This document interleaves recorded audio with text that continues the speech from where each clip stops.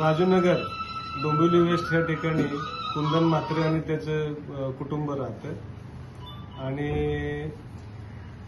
27 तारखेला त्यांच्या घरी चोरी झाल्याची खबर आम्हाला मिळाली.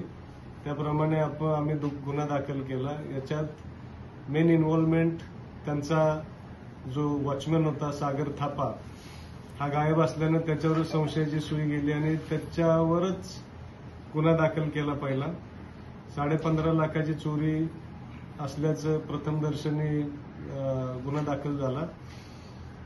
त्यानंतर तपास करत असताना आमचे डीबी टीमचे अधिकारी एपीआय लोखंडे, पीएसआय भवर आणि इतर त्यांचे सहकारी यांनी तपास करून तांत्रिक विश्लेषणाच्या आधारे याच्यातला जो मास्टर माइंड आहे, जो सागर थापाचा मेहुणा आहे, लील बहादूर कामी, याला पहिलं कामोट्यातून अटक केलं.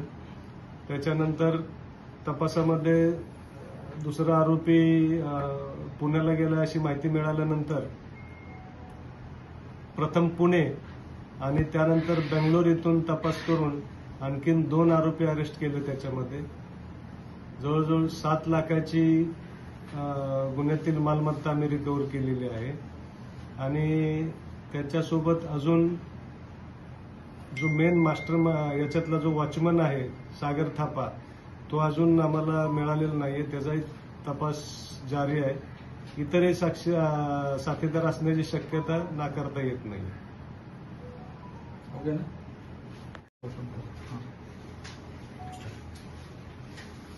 सर त्यांच्यावर गुन्हा अगोदर होता का? त्यातला जो मास्टर माइंड आहे आणि पहिला जो अरेस्ट केलेला आहे लील बहादूर कामी याच्या विरुद्ध 3 गुन्हे दाखल आहेत. त्यापैकी एक वसईला आहे आणि 2 तेलंगणामध्ये. त्या तेलंगणाच्या केसेसमध्ये त्यानं जवळजवळ 1.5 वर्ष सजा भोगलेली आहे आणि सध्या आम्ही इतर 2 त्याचे साथीदार अटक केलेले आहेत. टेक बहादूर शाही आणि मन बहादूर शाही यांनाही अरेस्ट केलेलं आहे. थापाचा अजून तपास चालू आहे.